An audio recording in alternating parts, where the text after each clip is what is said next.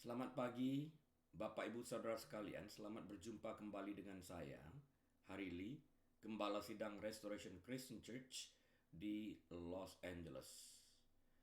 Hari ini, tanggal 14 Maret tahun 2021, kita akan membahas harapan satu-satunya yang akan saya ambil dari Kejadian 3 ayat 15 sebagai ayat pembukaan. Mari kita berdoa terlebih dahulu. Bapa Surgawi, kami mengucapkan syukur dan terima kasih atas kebaikan Bapa di dalam kehidupan kami. Engkau telah melindungi, menyertai kami sepanjang malam, bahkan memberkati kami anak-anak-Mu sewaktu kami masih tidur. Sehingga dikala kami bangun, kami dapat menikmati semua berkat-berkat yang Engkau siapkan bagi kami. Terima kasih Bapa. Urapiakan hamba-Mu dengan urapan-Mu yang baru, sehingga hamba-Mu dapat menyampaikan seluruh kebenaran firman Tuhan, tidak lain daripada kebenaran firman-Mu semata-mata ya Tuhan, agar kami dapat menjadi pelaku-pelaku kebenaran firman-Mu. Dan kebenaran firman-Mu itulah yang akan memerdekakan kami. Terima kasih Bapa, kami sambut firman-Mu dengan hati penuh dengan ucapan syukur dan rasa terima kasih di dalam nama Tuhan Yesus. Haleluya. Amin. Amin dan amin. Baik Bapak Ibu Saudara sekalian, mari kita buka Alkitab kita kepada kitab Kejadian pasal yang ketiga ayat yang ke-15. Dan saya akan bacakan dari terjemahan baru. Aku, kata Tuhan, akan mengadakan permusuhan antara engkau dan perempuan ini, antara keturunanmu dan keturunannya. Keturunannya akan meremukkan kepalamu dan engkau akan meremukkan tumitnya. Nah, ini adalah the first gospel atau Injil pertama yang tercatat di dalam Alkitab. Injil itu adalah kabar baik. Dan di sini dalam Kejadian 3:15 ini adalah kabar baik. Karena setelah Adam memilih untuk memberontak kepada Tuhan dan dengan memakan buah dari pohon pengetahuan tentang yang baik dan yang jahat, ia jatuh di dalam dosa pemberontakannya itu, menentang perintah Allah. Nah, firman Tuhan berkata, pada hari engkau memakannya, engkau akan mati.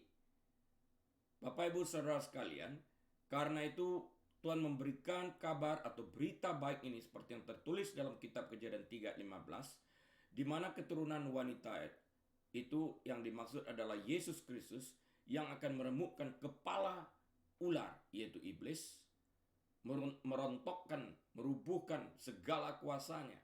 Karena kuasa maut terdapat di dalam dosa, sedangkan kuasa dosa terdapat di dalam kitab hukum Taurat. Nah, Bapak Ibu Saudara sekalian, dia mengenapi hukum Taurat itu. Inilah berita yang baik itu.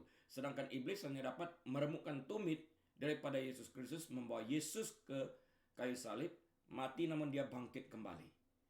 Ini adalah berita yang baik itu yang tertulis di dalam Kejadian 3:15. Dan sesuai dengan topik kita, harapan satu-satunya. Nah, harapan satu-satunya sesuai topik kita ini adalah di dalam Yesus Kristus. Dalam ayat ini tersirat janji Allah yang pertama mengenai rencana penebusan dunia. Janji tersebut di dalam kitab Kejadian 3:15 menubuatkan kemenangan mutlak umat manusia dan Allah atas iblis dan kejahatannya melalui peperangan rohani di antara keturunan wanita, yaitu Tuhan Yesus Kristus, melawan keturunan ular, yaitu iblis, dan para pengikutnya.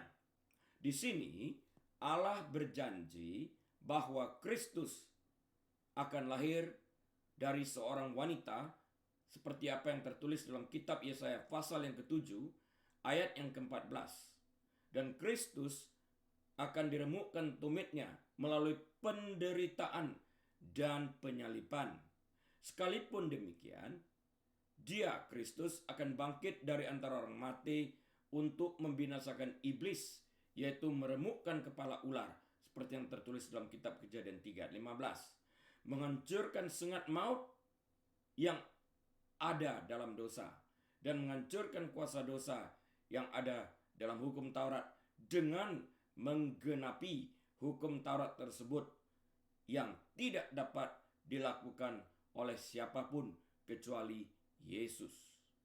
Kematian Yesus sempurna sesuai dengan tuntutan hukum dan semuanya ini dilakukan demi keselamatan umat manusia.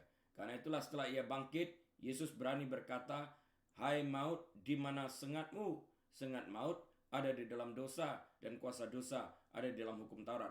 Sedangkan hukum Taurat telah digenapi oleh Yesus Kristus atas kematiannya di kayu salib. Dengan demikian, dosa tidak lagi berkuasa atas kehidupan manusia. Yesus telah membayar upah dosa dengan darahnya satu kali dan untuk selama-lamanya. Sekarang kita tahu bahwa sejak manusia pertama jatuh dalam dosa, Allah telah merencanakan untuk mengutus anaknya untuk menghancurkan kuasa maut yang terdapat dalam dosa. Dengan demikian melumpuhkan kekuatan iblis.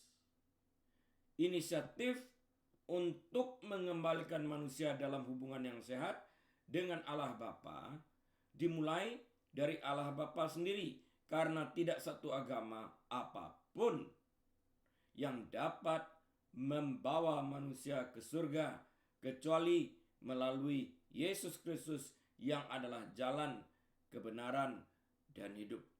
Rencana ini dimulai dengan kelahiran Yesus lebih dari 2000 tahun yang lalu, yang merupakan sebuah jawaban terhadap apa yang dilakukan oleh Adam dan Hawa di Taman Eden ketika mereka memilih untuk memberontak terhadap ketetapan yang telah Tuhan berikan kepada mereka untuk tidak memakan buah dari pohon pengetahuan tentang yang baik dan yang jahat. Hawa is being deceived. Hawa disesatkan.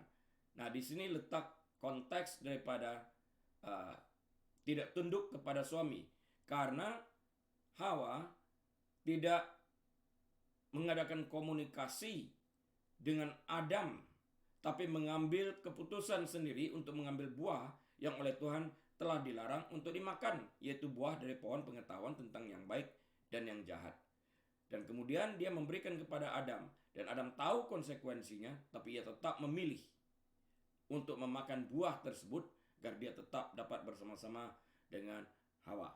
Nah, Kejadian 3 ayat 15 secara jelas mengungkapkan kepada kita sekalian bahwa Allah akan mengirimkan seorang juru selamat yang akan menghancurkan kepala iblis satu kali dan untuk selamanya, untuk menyelamatkan setiap orang yang berdosa yang memilih untuk percaya kepada Yesus Kristus. Karena Tuhan tidak menginginkan seorang pun binasa. Nah, dari pihak Tuhan, Tuhan menghendaki supaya jangan ada yang binasa, melainkan supaya semua orang berbalik dan bertobat. Ini tertulis dalam 2 Petrus pasal yang ketiga ayat yang ke-9. 2 Petrus pasal yang ketiga ayat yang ke-9. Tuhan tidak menginginkan seorang pun binasa, tapi Tuhan menginginkan agar setiap orang bertobat dan karena itu beroleh kehidupan yang kekal. Dari pihak itu, dari pihak Tuhan.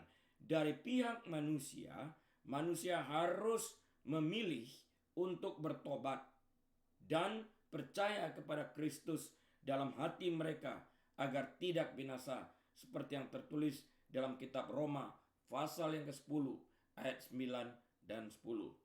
Dengan demikian dapat dikatakan, jika semua orang memilih untuk percaya kepada Kristus, maka tidak ada seorang pun yang binasa. Namun kenyataannya tidak seperti itu. Disinilah letak kebesaran Tuhan, bahwa Tuhan menghormati pilihan manusia, karena ia memang menciptakan manusia dengan free will, kebebasan untuk berkehendak, segambar dengan dia sendiri. Kisah kelahiran Tuhan Yesus ini dicatat sebagai kisah Natal. Sekali lagi, Kisah kelahiran Tuhan Yesus yang sudah dinubuatkan di dalam Kejadian 3 ayat 15 seperti yang kita baca tadi, dicatat sebagai kisah Natal yang dengan jelas menunjukkan bahwa pengharapan alam semesta hanya pada satu pribadi. Dan harapan alam semesta ini sekali lagi terletak hanya pada satu pribadi. Harapan adalah apa yang disampaikan oleh para malaikat seperti yang tertulis dalam Injil Lukas pasal yang kedua ayat 10 dan 11. Jangan takut, sebab sesungguhnya aku memberitakan kepadamu kesukaan besar untuk seluruh bangsa. Hari ini telah lahir bagimu juru selamat, yaitu Kristus Tuhan di kota Daud. Harapan ada di palungan. Harapan menyebabkan Maria bertanya-tanya di dalam hatinya. Karena harapan para gembala datang untuk menyembah Kristus. Sekali lagi, karena harapan para gembala datang untuk menyembah Kristus. Tertulis dalam kitab Injil Lukas pasal yang kedua ayat 8 sampai 18. Harapan diungkapkan dengan pemberian para Majus yang telah melakukan perjalanan sejauh itu untuk bertemu dengan Kristus. Kisah Advent adalah kisah pengharapan karena ini mengisahkan kedatangan Dia yang adalah pengharapan, yaitu Yesus ke dunia. Bagi orang yang lahir dalam dosa dan untuk dunia yang dirusak oleh dosa, tidak mungkin ada sumber pengharapan lain. Pendidikan yang baik tidak akan menyelesaikan masalah. Pemerintah yang baik hati tidak memiliki kuasa dan kekuatan untuk menyelesaikan masalah dosa. Sebaik-baiknya hukum yang ada, bahkan jika ada hukum yang lebih baik ditambahkan kepada hukum yang telah ada, tidak dapat menembus ke sumber masalah dan tidak dapat menyelesaikan masalah dosa yang ada sejak manusia pertama jatuh dalam dosa atas pilihannya sendiri. Orang-orang tidak dapat membantu satu sama lain untuk menyelesaikan masalah dosa ini. Dan mereka pasti tidak dapat membantu diri mereka sendiri karena semua manusia telah berdosa dan telah kehilangan kemuliaan Allah. Seperti yang tercatat dalam kitab Roma pasal yang ketiga ayat yang ke-23. Dan karena itu setiap orang berdosa membutuhkan seorang juru selamat yang dapat menyelesaikan hutang dosa ini. Setiap manusia pasti melihat bahwa kondisi dosa yang tak terhindarkan menginfeksi setiap manusia dan telah melukai setiap aspek kosmos yang berteriak untuk satu hal dan satu hal saja, yaitu berteriak memohon campur tangan ilahi. Satu-satunya solusi adalah juru selamat. Dan satu-satunya juru selamat yang cocok dengan kebijaksanaan, kekuatan, kuasa dan kebenaran untuk menyelesaikan tugas ini adalah Tuhan sendiri. Tuhan yang disangkal oleh umat ciptaannya datang untuk menyelamatkan orang-orang yang menyangkalnya. Dia yang ditolak datang untuk menyelamatkan orang-orang yang menolaknya. Jadi, dia yang ditolak datang untuk menyelamatkan orang-orang yang menolaknya. Dia juga datang untuk menebus manusia yang memberontak kepadanya sejak awal dunia diciptakan. Dia juga datang untuk menyelamatkan mereka yang meninggalkan Dia untuk menyembah ilah-ilah lain.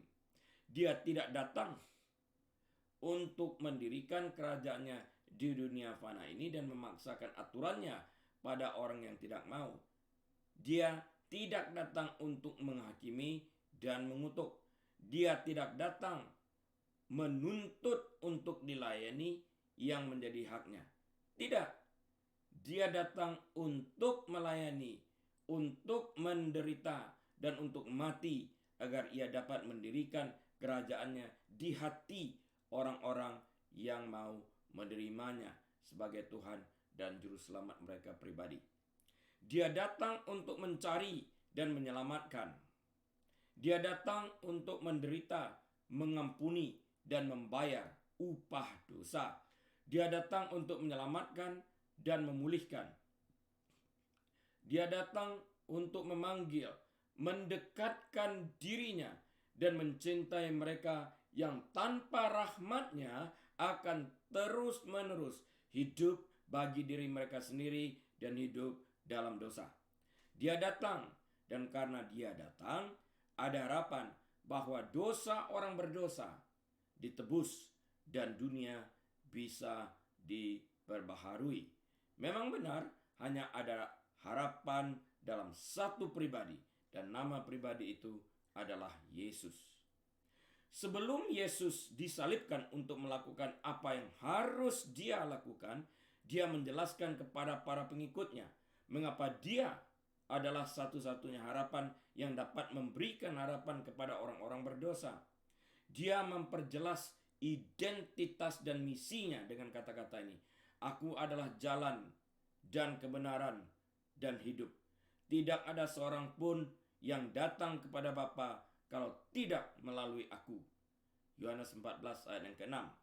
Dalam kata-kata singkat ini, Yesus dengan jelas menjelaskan mengapa dia adalah satu-satunya harapan umat manusia.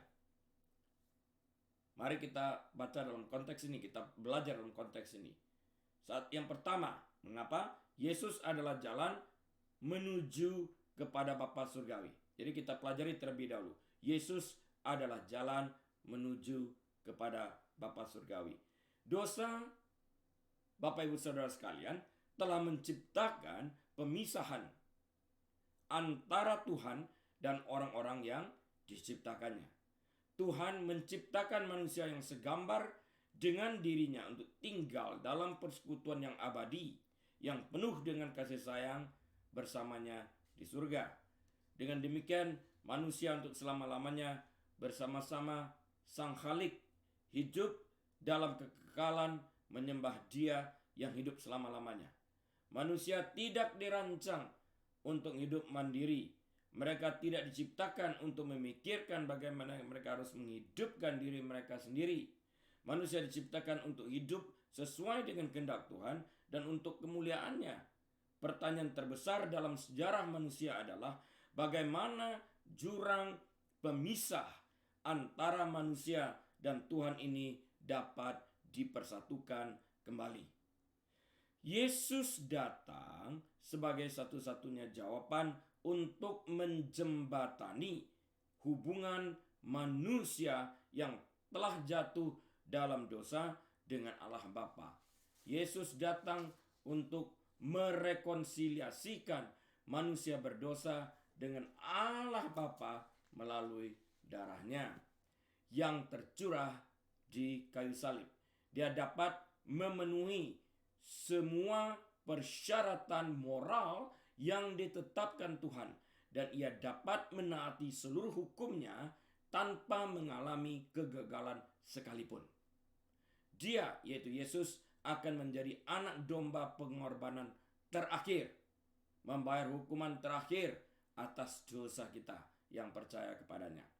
Dalam kehidupannya yang sempurna dan pengorbanannya yang dapat diterima, Yesus menjadi satu-satunya cara untuk memulihkan hubungan dengan Allah Bapa. Dia akan mengembalikan hal-hal seperti semula. Dialah yang menekan tombol reset dan mengembalikan segala sesuatu seperti sedia kala bagi seluruh orang yang percaya kepadanya. Saya membuat catatan di sini.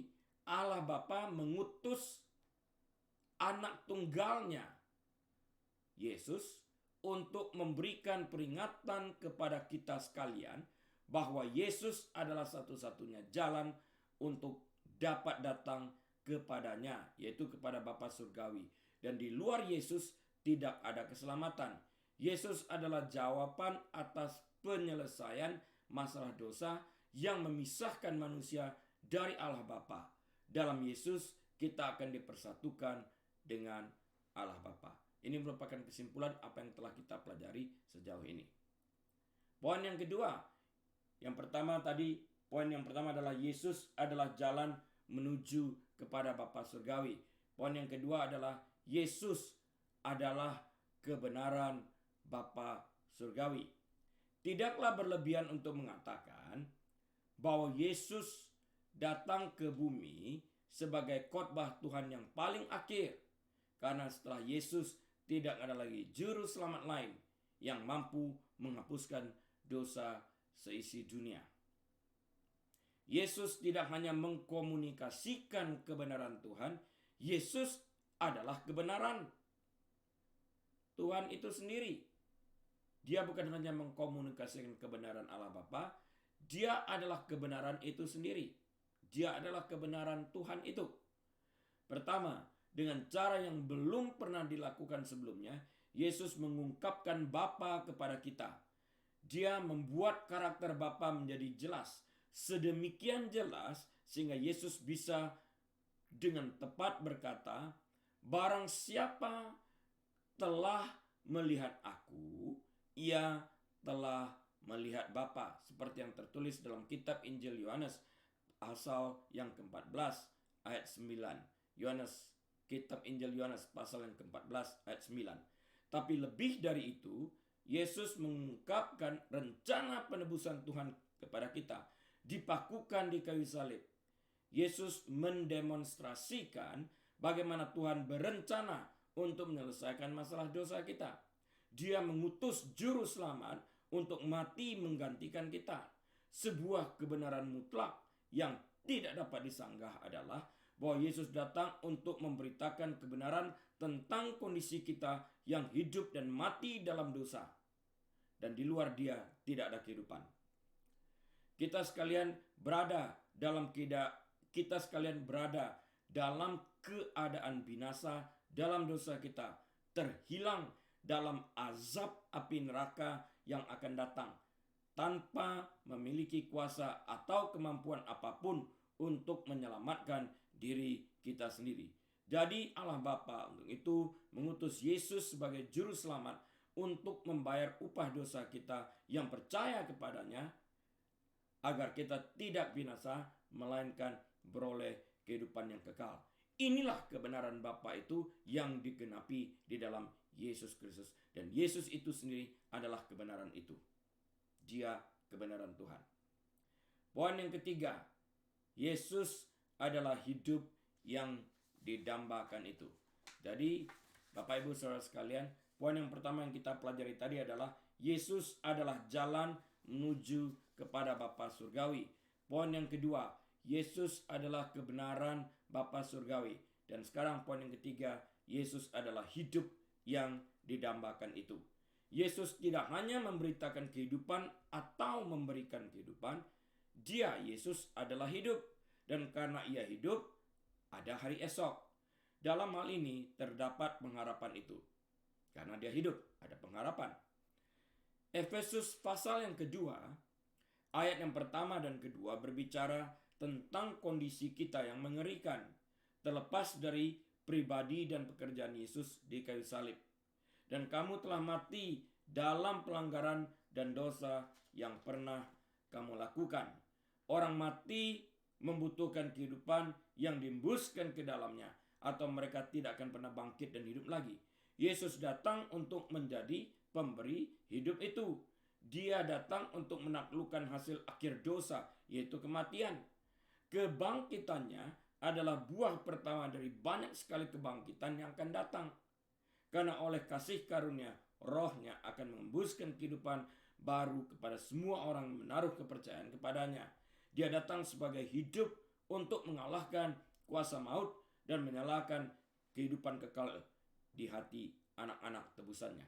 Jadi di antara orang mati yang bangkit pertama adalah Yesus. Dia adalah yang sulung dari antara orang yang dibangkitkan. Dan untuk hidup sampai selama-lamanya. Harapan akan hidup kekal ini hanya dapat ditemukan pada Yesus Kristus. Dia adalah jalan, kebenaran, dan hidup. Di luar Dia tidak ada jalan, tidak ada kebenaran, dan tidak ada hidup. Jika kita memiliki Yesus, maka kita memiliki jalan yang membawa kita kepada kebenaran dan hidup. Karena di dalam Yesus hubungan kita dengan Bapa dipulihkan melalui darahnya yang tercurah di kayu salib. Dengan demikian, seperti yang tertulis dalam Roma 8 ayat 24 dan 25, kita diselamatkan dalam pengharapan. Kita diselamatkan dalam pengharapan. Saat ini, sekalipun kita telah diselamatkan dan kepada kita telah diberikan kuasa untuk menjadi anak-anak Allah sesuai dengan apa yang tertulis dalam kitab Injil Yohanes pasal yang pertama ayat yang ke-12, namun kita masih mengharapkan pembebasan tubuh kita seperti yang tertulis dalam Roma 8 ayat 23. Untuk itu, mari kita bahas lebih lanjut tentang Roma pasal 8 ayat 23 sampai 25 ini. Saya kutip dan saya bacakan dari terjemahan baru yang saya bacakan dari Roma 8 ayat 23 sampai 25. Dan bukan hanya mereka saja, tetapi kita yang telah menerima karunia sulung roh, kita juga mengeluh dalam hati kita sambil menantikan pengangkatan sebagai anak, yaitu pembebasan tubuh kita. Sebab kita diselamatkan dalam pengharapan. Ayat 25. Tetapi pengharapan yang dilihat bukan pengharapan lagi. Sebab bagaimana orang masih mengharapkan apa yang dilihatnya. Tetapi jika kita mengharapkan apa yang tidak kita lihat, kita menantikannya dengan tekun. Roma 8 dimulai dan diakhiri dengan deklarasi keamanan mutlak orang Kristen di hadapan Tuhan. Tidak ada penghukuman bagi mereka yang ada di dalam Kristus dan tidak ada yang binasa dan tidak ada yang bisa memisahkan kita dari kasih-Nya. Setelah kita diselamatkan dan menerima Injil sebagai kebenaran mutlak, kita sekarang hidup di dalam roh, yaitu roh Allah. Itu memungkinkan kita untuk memanggil Tuhan Aba, Bapa. Kita menderita bersama Kristus dan kita menderita bersama semua ciptaan sementara kita menunggu Tuhan menyatakan kita sebagai anak-Nya. Dengan bantuan Roh Kudus, kita yakin bahwa Tuhan ada untuk kita dan mengasihi kita di dalam Kristus. Inilah harapan itu, bahwa di dalam Kristus kita menemukan kehidupan kekal. Karena di dalam Kristus kita dibenarkan, bukan karena kebenaran kita, tapi karena kebenaran Kristus yang diperhitungkan bagi kita yang beriman kepadanya. Harapan adalah kata yang sering digunakan orang ketika segala sesuatunya berjalan dengan baik. Jika seseorang memiliki wawancara yang baik, mereka mungkin berkata, harapan saya untuk diterima di pekerjaan yang saya lamar cukup besar. Atau jika ramalan cuaca 7 hari ke depan adalah cuaca hangat tanpa hujan, kita mungkin akan membuat rencana dengan teman atau keluarga. Ayo kita rencanakan jalan-jalan pada akhir pekan ini yuk, karena ada harapan cuaca akan cerah. Sangat mudah bagi kita untuk memiliki harapan dalam keadaan seperti itu. Akan tetapi Bapak Ibu Saudara sekalian, bagaimana pada saat segala sesuatunya tampak lebih suram? Masihkah kita memiliki harapan jika keadaan tidak terlihat cerah tapi suram? Harapan adalah keadaan pikiran optimis yang didasarkan pada harapan hasil positif sehubungan dengan peristiwa dan keadaan dalam kehidupan seseorang atau dunia pada umumnya. Harapan tidak sama dengan angan-angan, karena harapan sejati bukanlah tentang hidup di dunia fantasi. Harapan sekalipun abstrak, ia ada di dalam dunia nyata. Harapan tidak menyangkal penderitaan dan rasa sakit. Harapan membangkitkan kegairahan hidup akan hari esok yang lebih baik. Saat Allah Bapa menjanjikan untuk mengaruniakan anak tunggalnya sebagai anak domba Allah yang tidak bercacat celah untuk membayar upah dosa manusia dengan darahnya, di mana Allah Bapa berjanji bahwa ia melalui anaknya Yesus akan menghancurkan segala perbuatan iblis seperti yang tertulis dalam Kejadian 3:15, di mana Yesus akan keluar sebagai pemenang dalam menghancurkan sengat maut yang tidak lain adalah dosa. Timbul harapan bagi semua orang berdosa bahwa mereka dapat diselamatkan dari upah dosa mereka di dalam Yesus Kristus, sehingga mereka yang percaya kepada Yesus dapat memiliki kehidupan kekal di sorga bersama dengan Allah Bapa. Darah binatang yang dikorbankan pada perjanjian lama adalah sebuah bayangan akan apa yang akan terjadi dengan Yesus sebagai anak domba Allah yang akan dikorbankan bagi penebusan dosa manusia. Bedanya adalah darah binatang tidak dapat menghapus dosa. Darah binatang hanya dapat menutup dosa manusia buat sementara, dan karena itu darah binatang harus dikorbankan setiap tahun. Kitab Ibrani pasal yang ke-9 ayat yang ke-22.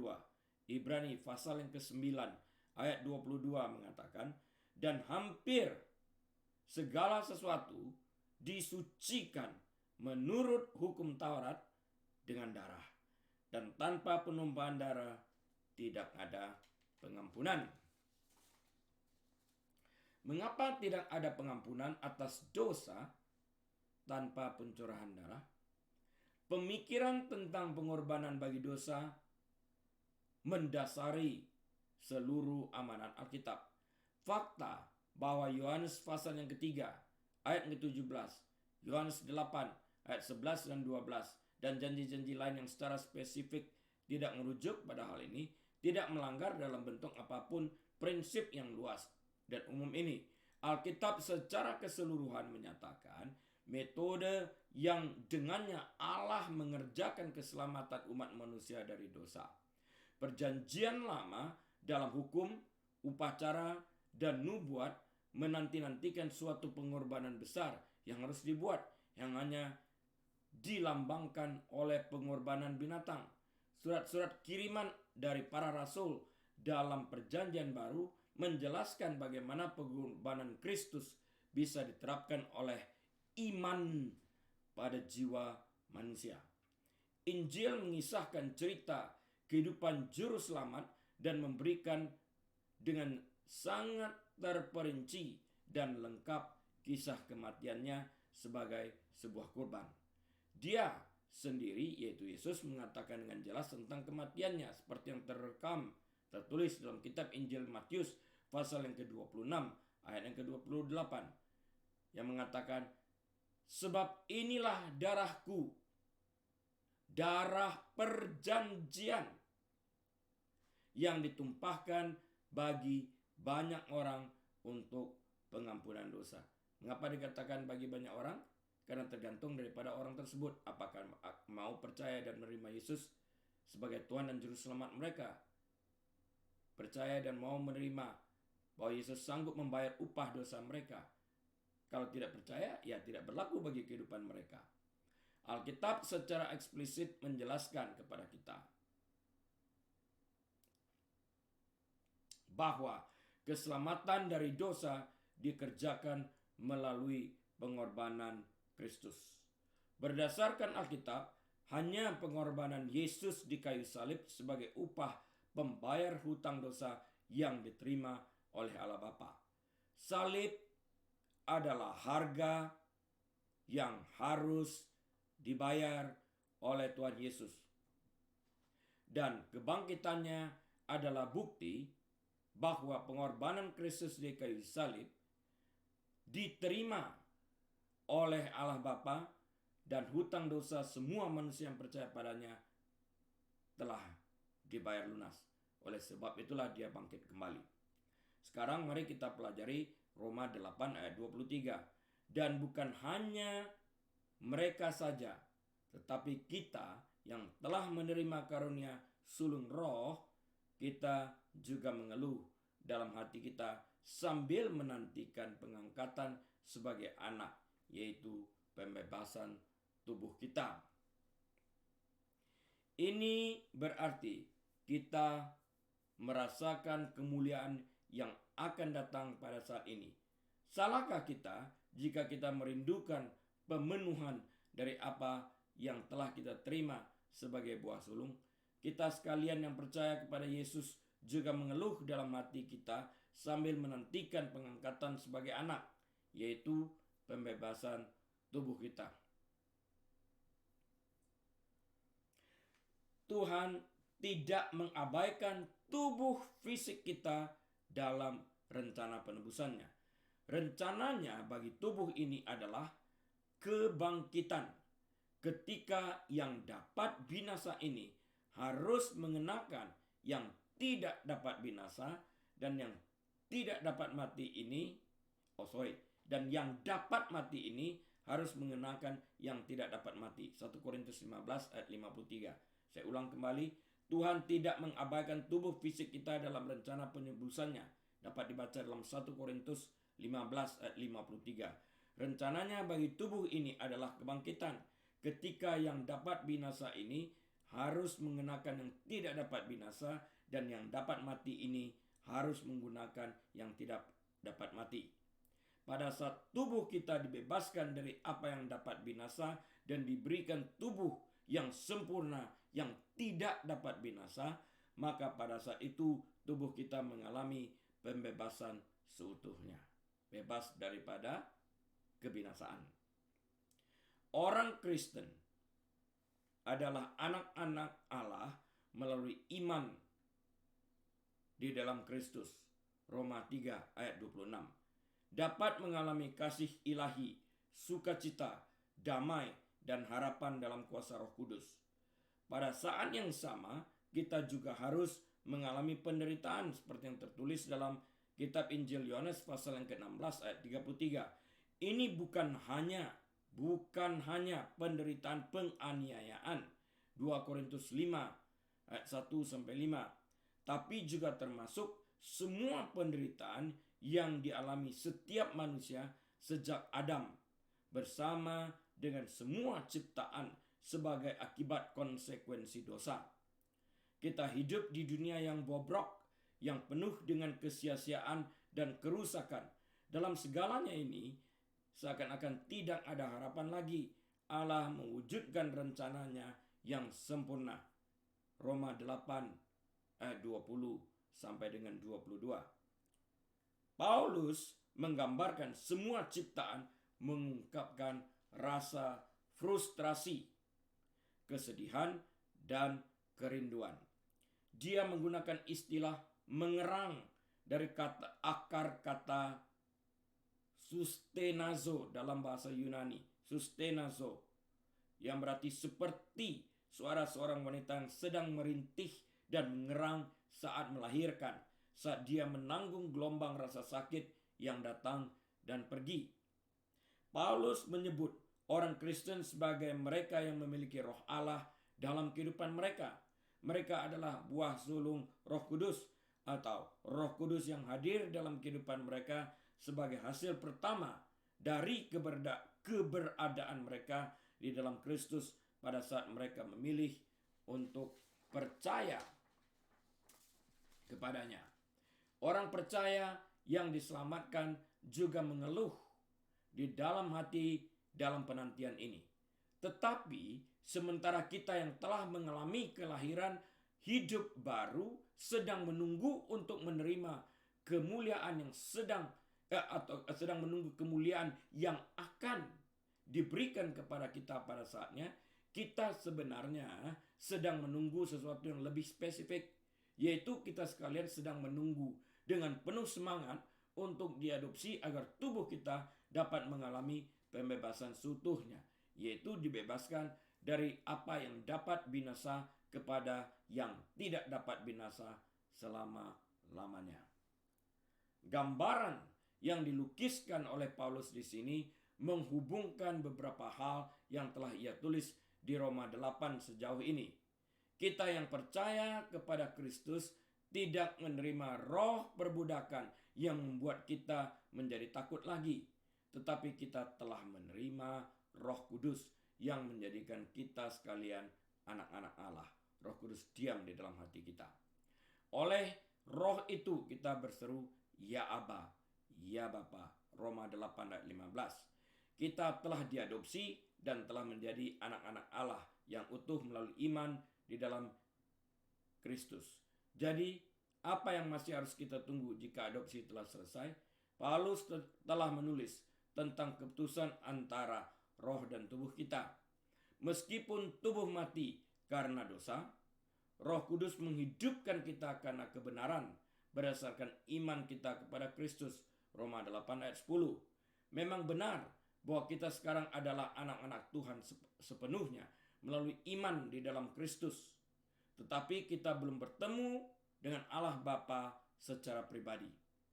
Kita telah dibebaskan dari hukuman kekal atas dosa, tetapi tubuh kita terus mengalami akibat dari dosa, yaitu kematian. Dosa mengakibatkan kita mengalami sekarat dan tubuh ini akan mati. Jadi, sebagai anak-anak Allah, apa yang harus kita tunggu? Kita menunggu tubuh kita untuk ditebus setelah kita mati secara fisik dan kemudian dibangkitkan seperti Kristus. Kepada kita akan dikenakan tubuh yang tidak pernah akan binasa lagi. Karena apa yang dapat binasa telah diganti dengan apa yang tidak dapat binasa. Berdasarkan Roma 8 ayat 23 yang barusan kita bahas, kita yang percaya kepada Kristus dan memiliki Roh Kudus sedang menunggu dengan kerinduan agar tubuh kita yang fana ini ditebus. Kita sekalian sedang menantikan penyempurnaan pengangkatan kita sebagai anak-anak Tuhan, yaitu penebusan tubuh kita. Itu akan terjadi setelah tubuh kita yang diselimuti dosa ini akhirnya mati dan dibangkitkan dalam kemuliaan sama seperti tubuh Yesus. 1 Yohanes pasal yang ketiga ayat yang kedua.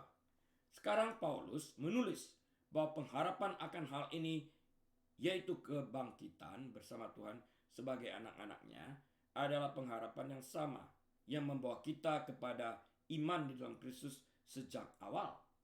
Hal inilah yang diinginkan semua orang, tetapi tidak ada yang bisa meraihnya sendiri. Kita semua butuh Yesus untuk melakukannya bagi kita. Dosa memisahkan kita dari kemuliaan Allah yang kekal. Roma 3 ayat 23. Tetapi Tuhan memberikan kemuliaannya kepada kita sebagai anugerah, yaitu bagi semua orang yang percaya kepada Kristus. Roma 6 ayat 23. Kita belum pulang ke rumah Bapa, jadi tubuh kemuliaan itu belum diberikan kepada kita. Harapan kita pasti sekalipun belum terwujud. Kita belum melihat penggenapan akan janji tubuh kemuliaan itu karena kita masih hidup di dunia ini. Jika kita bisa melihatnya, tulis Paulus, maka itu bukan harapan lagi. Kehidupan seorang Kristen adalah kehidupan yang penuh antisipasi akan harapan seperti yang tertulis dalam janji-janjinya di dalam Alkitab. Paulus telah menggambarkan keadaan kita saat ini dan masa depan kita sebagai orang Kristen. Jadi Paulus telah menggambarkan keadaan kita saat ini dan keadaan masa depan kita sebagai orang Kristen. Masa depan kita adalah masa yang dipenuhi oleh kemuliaan Allah. Kita semua menjadi kenyataan. Iman kita akan diperhitungkan sebagai kebenaran. Dan tubuh kita yang telah ditebus dan telah dibebaskan dari kebinasaan akan memungkinkan kita untuk bersama Bapa Surgawi untuk selama-lamanya. Keadaan kita saat ini tengah menunjukkan akan kerinduan kita akan hari itu. Untuk saat ini, Bapak Ibu Saudara sekalian, kita harus menderita melalui kenyataan hidup dan semua konsekuensi dosa di sisi kekekalan ini. Harapan kita pasti, sekalipun harapan itu belum tiba. Kita pasti, bagi segenap kita yang percaya kepada Yesus Kristus, akan hidup kekal selamanya bersama Bapa di surga. Paulus menggambarkan kita orang Kristen sebagai orang yang menunggu dengan penuh kesabaran akan harapan masa depan dalam kekekalan bersama Bapa surgawi yang tidak dapat kita lihat dengan mata kita. Kita mungkin tidak selalu merasakan kerinduan itu sebagai intens, tetapi tetap saja menjadi seorang Kristen dalam hidup ini berarti menunggu akan pernyataan Allah Bapa yang pada saatnya akan dinyatakannya kepada kita yang berharap kepadanya dengan penuh kesabaran. Kita dapat mempercayai Bapa kita untuk mewujudkannya pada saat yang tepat. Nah, untuk itu, sebagai penutup saya akan memberikan summary atau ringkasan dari apa yang telah kita pelajari pada hari ini, yaitu harapan satu-satunya. Harapan kita terletak hanya pada satu pribadi. Karena itu judul khotbah ini harapan satu-satunya, yaitu Yesus Kristus. Yesus adalah jawaban dalam hidup kita sekalian. Dia adalah Allah yang datang dalam wujud manusia. Yohanes 1 ayat 1 dan ayat 14. Mati bagi kita agar kita yang percaya padanya beroleh kehidupan kekal. Sementara kita menunggu pembebasan tubuh kita yang dapat binasa diganti dengan tubuh kemuliaan yang tidak pernah dapat binasa, marilah kita dengan tekun berharap kepada Dia yang setia dalam segala hal, sehingga pada saatnya kita pun akan menerima tubuh kemuliaan seperti yang dijanjikannya. Amin. Amin dan amin. Mari kita berdoa. Bapa surgawi, sungguh kami bersyukur dan berterima kasih bahwa janjimu adalah ya dan amin. Suatu saat pada saatnya ya Bapa, Engkau akan memberikan tubuh yang tidak binasa kepada kami. Itulah kebesaranmu, itulah kemuliaanmu.